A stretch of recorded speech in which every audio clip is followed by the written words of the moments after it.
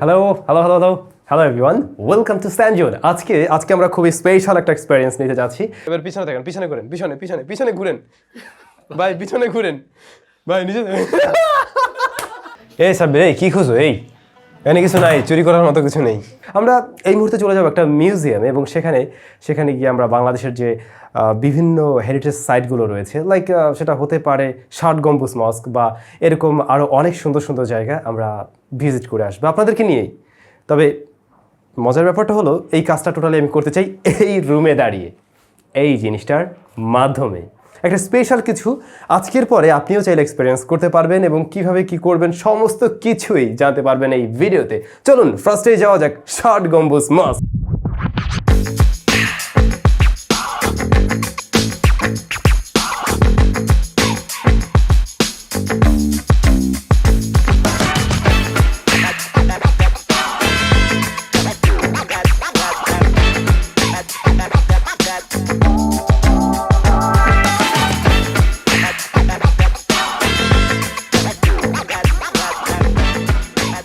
So আমরা ষাট গম্বুজ মস্ক চলে এসেছি।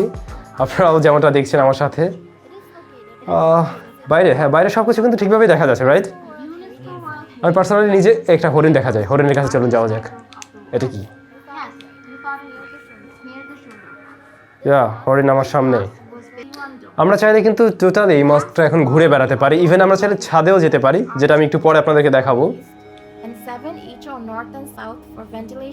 ইভেন একদম এই যে কর্নারের যে ডিজাইনগুলো রয়েছে বা যে প্রত্যেকটা যে পিলার এখানে আছে তার কাছে গিয়েও আপনি দেখতে পারবেন চাইলে।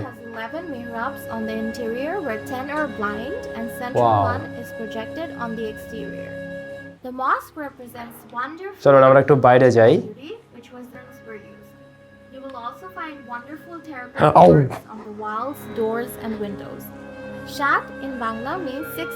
আমি আরেকটু হলে পড়ছিলাম রে ভাই।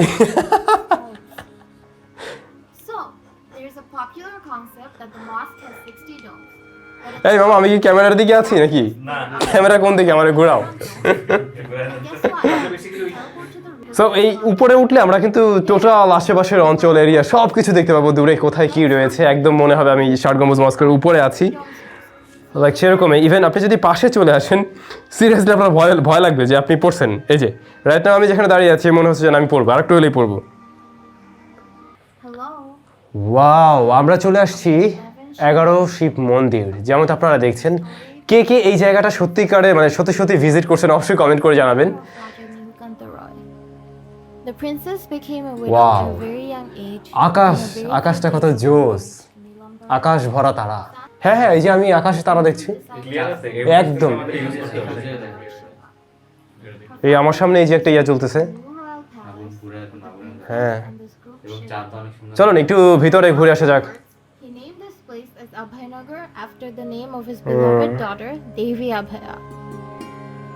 That was the story behind the construction of this magnificent structure. 11 Shiva temples is located at Abhaynagar, Joshua. It is a large brick-built complex. Okay, আমরা ভিতরে না যাই। বাট আপনি চাইলে ভিতরে ভিজিট করতে পারবেন। আমরা অনেক জায়গায় ঘুরে আসলাম অলরেডি, দুইটা প্লেসে। আরও কয়েকটা প্লেস আছে, সেখানেও আমরা ঘুরবো, দেখবো কেমন কি। বাট এই যে দুইটা জায়গায় আমি ঘোরাফেরা করলাম, মানে সিরিয়াসলি আমার কাছে একদমই ফার্স্টে যখন ইয়াতে গেলাম ষাট গম্বুজ মস্ক, ওখানে গিয়ে মনে হলো যে আমি ওই যে লাস্ট 2 ইয়ার্স আগে যে গিয়েছিলাম একদম অলমোস্ট সেরকম লাগছিল। ইভেন আমি যখন ছাদে উঠি আর কি, তখন মনে হচ্ছিল আর্ট হলে পড়বো, এই বুঝি পড়ি, যাই হোক পড়ি নাই। আর আমার কাছে ওভারঅল খুব ভালো লাগছে। ভার্চুয়াল মিউজিয়াম বাংলাদেশ, আমরা আসলে যেটা এক্সপেরিয়েন্স করছি এটা নামটা হলো ভার্চুয়াল মিউজিয়াম বাংলাদেশ, এবং আপনি পাবেন virtualmuseumBangladesh.com এ। তবে আপনাদের জন্য ডেসক্রিপশনে লিঙ্কটা কিন্তু দেওয়া থাকবে, আপনি নিজেই চাইলে সেটা ভিজিট করে এক্সপেরিয়েন্স করতে পারেন। যদি আপনার কাছে এরকম কোনো একটা ভিআর বক্স থাকে দেন তো খুব ভালোই, আমার মতো এরকম হাঁটাহাঁটি করতে পারবেন। আর যদি সেটা না হয়, আপনি কিন্তু 360 এক্সপেরিয়েন্সও নিতে পারবেন। হ্যাঁ, সেটাও সম্ভব। চলুন এবার একটু পানাম সিটি ঘুরে আসা যাক। পানাম সিটির কি অবস্থা একটু দেখবো। তো যেমনটা বলছিলাম, আমরা পানাম সিটি যাব এবং ফাইনালি চলে আসছি। তবে এই পানাম সিটির সাথে হয়তো আপনারা অনেকেই পরিচিত না হওয়ার পেছনে রিজনটা হলো, আমরা এখন যেটা দেখতে পাই সেটা হলো ভাঙাচুরা পানাম সিটি, রাইট? মানে ধ্বংসাবশেষ যেটা আছে সেটাই। কিন্তু এইখানে এখন থেকে 400 বছর আগে পানাম সিটি কী ছিল সেই এক্সপেরিয়েন্সটাই কিন্তু আপনি নিতে পারছেন। যেমন তা দেখুন এখানে, ওয়াও, মানে ওই সময় লিটারালি মনে হয় যেন গুলশান বনানি, না? জোস ব্যাপারটা, ডিজাইনগুলো কিছুটা আধুনিকতার ছোঁয়াও আছে, আবার ওই প্রাচীন যুগের ছোঁয়াও আছে, কিন্তু খুবই অর্গানাইজড আর কি। মানে বিল্ডিংগুলো যে এলোমেলো করে, রাইট নাও মিরপুরের যে অবস্থা অ্যাটলিস্ট এরকম না। ও যেহেতু আমরা নারায়ণগঞ্জে আসছিলাম, ওই পানাম সিটি, সো চিন্তা করলাম যে আশেপাশে আর একটু ঘুরে যাই, এই জন্য আমরা চলে আসছি বড় সর্দার বাড়ি। এটাও কিন্তু অনেক সুন্দর। ওয়াও, আমি চলে আসছি কোথায় দেখুন জাস্ট একবার। ইভেন প্রত্যেকটা টেক্সচার ডিজাইনগুলো কিন্তু সেভাবে ফুটিয়ে তোলা ট্রাই করছে, যেমনটা আপনারা দেখছেন। তো এবারে চলে আসলাম আমরা ছোট সোনা মসজিদ, এটা হলো চাঁপাইনবাবগঞ্জ, রাইট? চলুন ভিতরে যাওয়া যাক। Wow. The mosque premises, which measures 42 meters east to west by 43.5 meters north to south, was originally surrounded by an outer wall with a gateway in the middle of it. আমাদের সাব্বির মামু সে হচ্ছে ওই ষাটগম্বুজ মস্কে আছে, ওখানে তো আছো নাকি? হ্যাঁ হ্যাঁ। কেমন লাগছে মামা? মানে বাইরে থেকে যতটা মানে মনে হচ্ছিল যে আপনি ফান করতেছেন, ও যখন ভিতরে ঢুকছি, ও এমজি ম্যান, আমি কই এখন? চলো মামা ভিতরে যাওয়া যাক, চলো ওদিকে ঘুরো ঘুরো। ভিতরে যাই। হ্যাঁ, আমি ভিতরেও কিন্তু নামাজ পড়ছি, বুঝছেন? তাই? হ্যাঁ, আমিও ভিতরে গিয়েছি 2 বছর আগে। আচ্ছা, এখানে অনেক ক্লিয়ার দেখা যাচ্ছে। হ্যাঁ, মনিটরের ব্যাপারটা বোঝা যায় না। এই চাঁদটা দেখছো? চাঁদটা কত জোস। এই চাঁদে যাওয়া যাবে না? চাঁদে যাওয়া যাবে না। এই সাব্বির, এই কি খুঁজো? এই এখানে কিছু নাই, চুরি করার মতো কিছু নেই। না, আমি দেখতেছি এই টুলগুলা মানে একদম রিয়েলিস্টিক কিনা। খাম্বা ধরা দেবেন?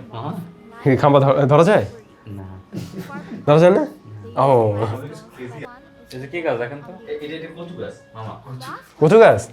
এই কেমন ধরা যায় না? না না না না না, দাঁড়ান, ওটা ছাদে উঠাইতে হবে। হ্যাঁ, এখানে মারেন ওটা। হ্যাঁ হ্যাঁ, এবার পিছনে দেখেন, পিছনে ঘুরেন, পিছনে ঘুরেন ভাই, পিছনে ঘুরেন ভাই, নিজে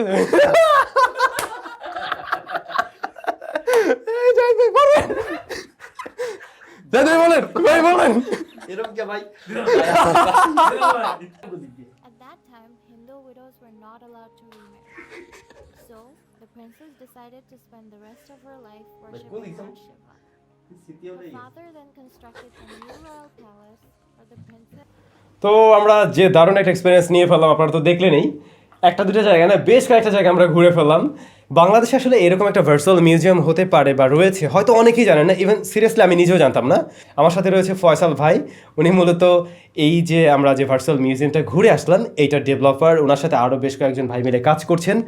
তো ব্রাদার, আপনাদের মানে পরবর্তী স্টেপ কি, পরবর্তী চিন্তা কি, যে এটাকে কি করবেন? কিছু কিছু জায়গায় কিন্তু আমরা কিছু ত্রুটি পেয়েছি, বা আরও আসলে ভালোর তো কোনো শেষ নেই, সেগুলো তো করাই যায়।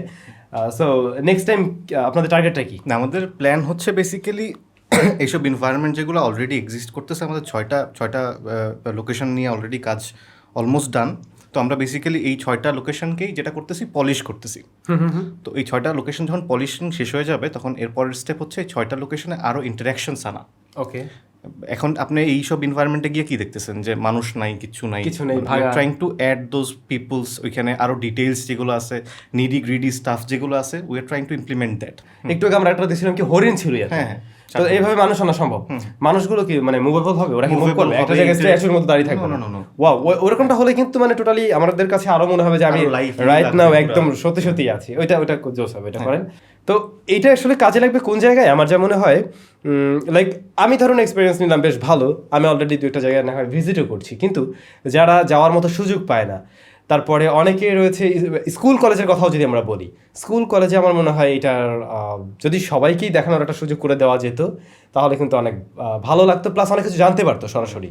সো আপনাদের এরকম কোনো চিন্তা আছে কিনা, কোনো ফ্রি বা এরকম কোনো ব্যবস্থা? আমরা বেসিক্যালি আমাদের তো পুরো এক্সপিরিয়েন্সটা ওয়েবসাইটে people can get it for free already.